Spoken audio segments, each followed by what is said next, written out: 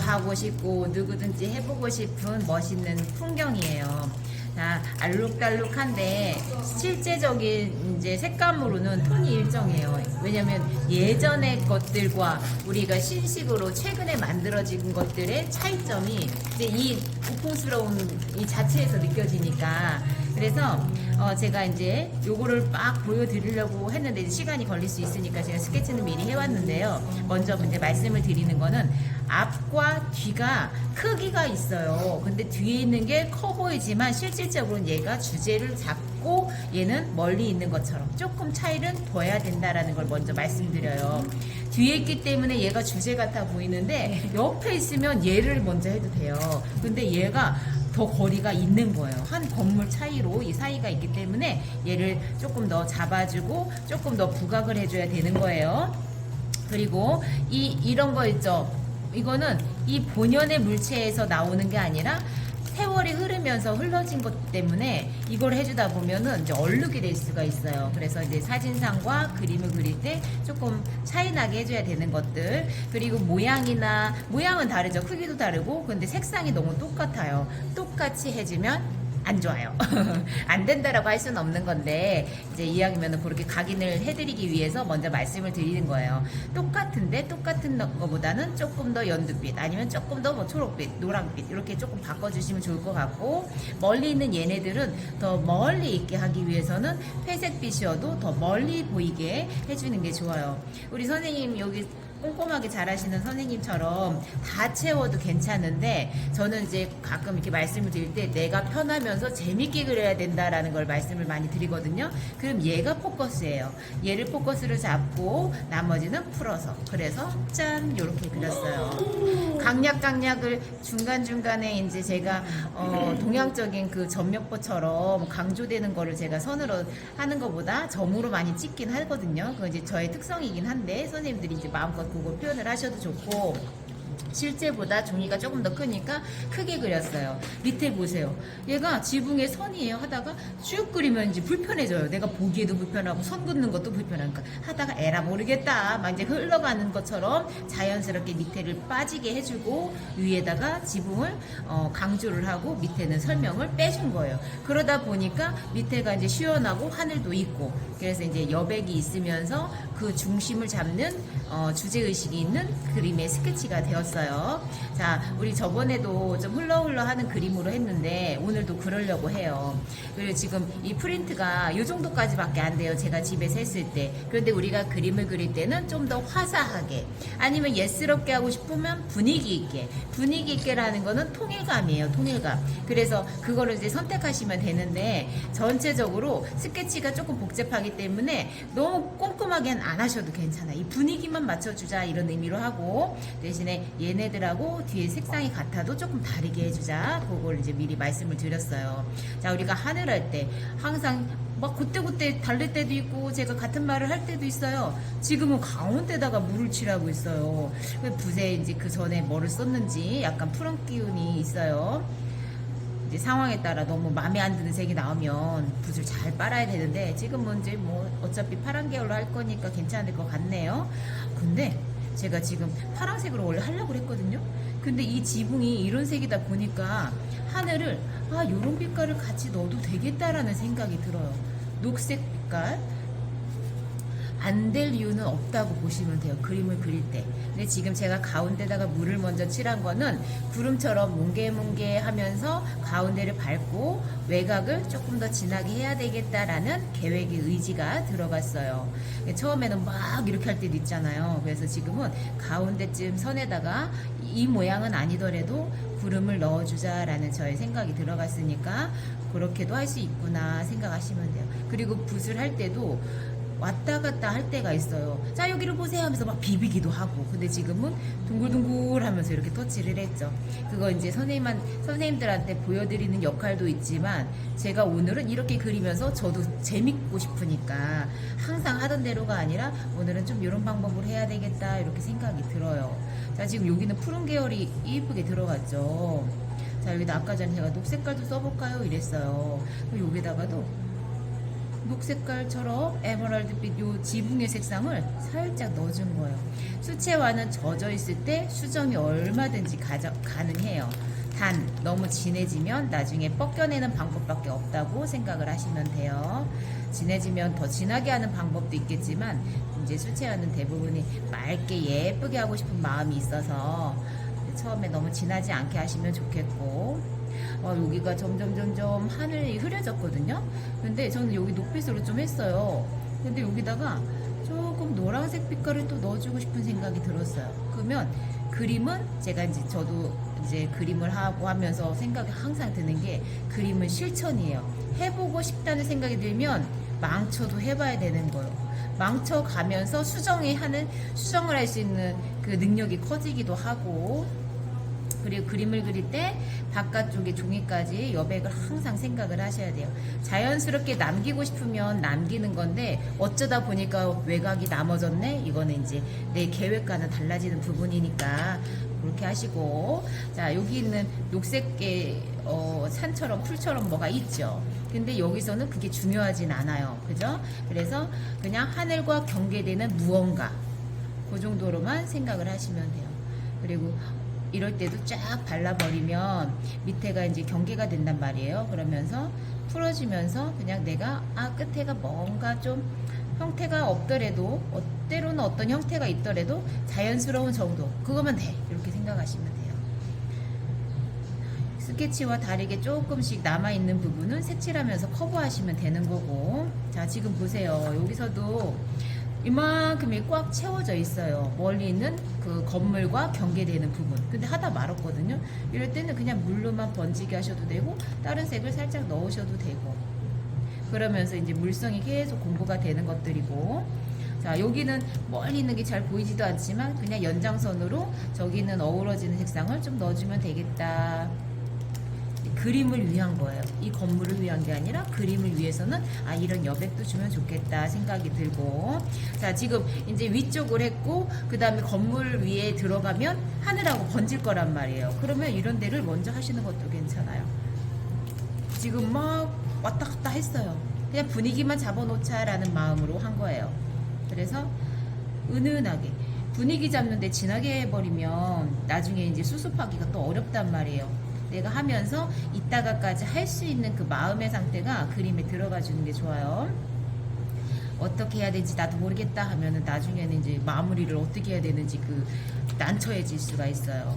그리고 앞에 있는 것과 뒤에 있는 거에서 색감 차이, 변화를 주는 게 좋죠. 그러면 이제 앞에는 풀어졌으니까 뒤에 하나 정도는 똑같죠. 하나, 둘, 셋 몇 개가 있는데 비슷하죠. 근데 하나 정도만 강조를 해주시고 나머지는 풀어주시는 게 좋을 거예요. 그게 이제 멀리 있는 것처럼 붓에서 물이 빠지면서 저절로 흐려지기도 하거든요.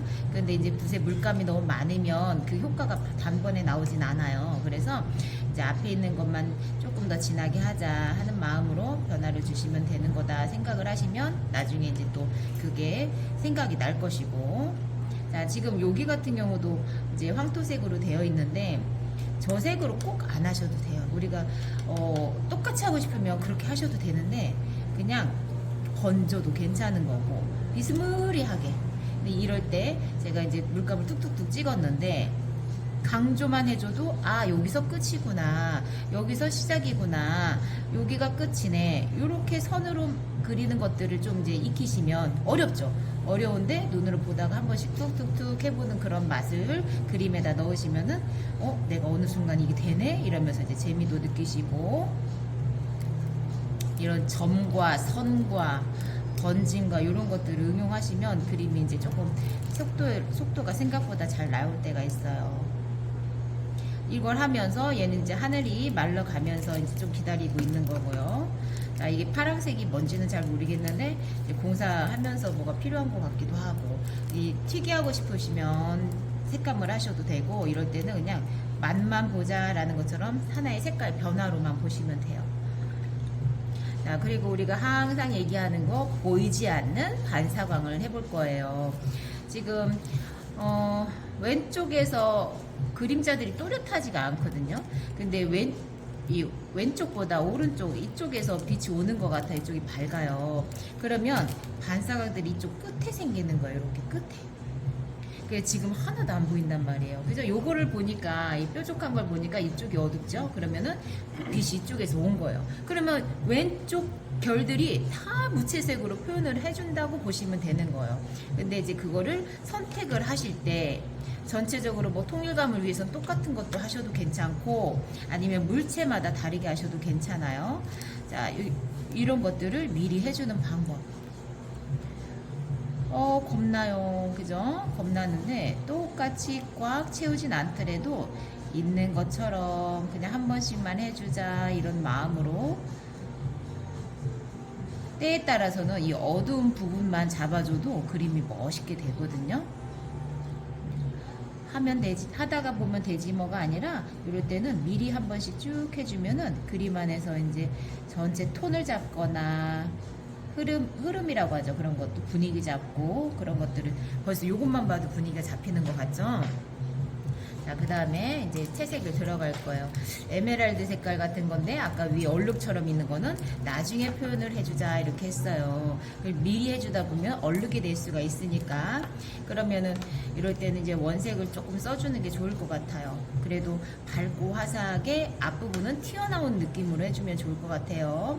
실제로 이 색깔을 만들다 보면 그 색을 겉에 있는 거잖아요. 실제로 페인트 색깔처럼이 아니라 자, 지금 하고 있어요. 이게 세로로 되어 있는 것보다 외곽이 이렇게 동그랗게 호박 모양이죠? 그럼 그 방향을 맞춰주시는 게 좋아요. 이거 약간 밝은 연두빛처럼 우리가 이런 색을 뭐라고 하죠? 그 색깔을 민트 그린이라고 하나? 민트 그린처럼 이런 색상을 하면 뒤에 있는 거는 조금 더 파랑을 섞어서 녹색빛을 좀 강하게 해도 될 것 같고 뭔가는 다르게 젖어 있는 부분하고 경계되는 데를 딱 해주는 것보다 딱 겹쳐지는 부분을 해주시면 돼요. 겹쳐지게. 그랬을 때 번지니까 번짐을 유도하는 거고요. 자, 근데 이렇게 항아리처럼 생긴 지붕이라고 했죠? 그러면 아까 이 무채색으로 해도 되고 밑에다가 다른 색깔, 이 색깔을 넣어서 쑥 이것도 돌아가는 부분이다 이렇게 생각을 하셔서 넣어주셔도 좋아요.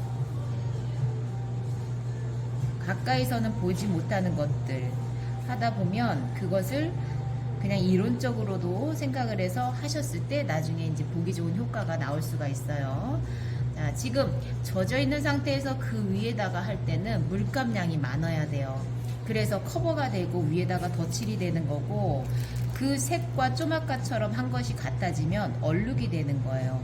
그래서 얼룩과 번짐의 차이들이 시간상도 있지만 물 조절의 차이가 크다는 거.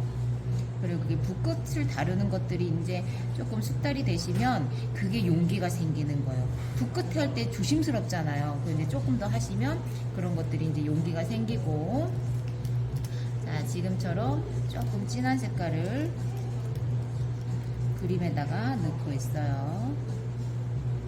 선을 한번 걷다 해도 한 번씩 조금 더 진한 부분에다가 걷는 방법도 있고 그리고 이제 외곽에 살짝씩 빈틈이 있어요. 그러면 그게 나중에 남겼을 때 괜찮을 수도 있는데 외곽선에서 마무리가 조금 빈틈이 많다 보면 미완성되는 느낌이 날 수가 있으니까 외곽 쪽은 조금 조심해 주는 게 좋아요. 속에서는 강조하려고 남겼나 보다 아니면은 그게 효과로 보일 수가 있어요. 근데 아까처럼 조금 남아있을 때는 조심해서 하시면 되고 자, 이럴 때 길쭉한 거니까 긴 선을 썼는데 살짝씩 빈 공간이 이렇게 남아도 되는 부분이에요.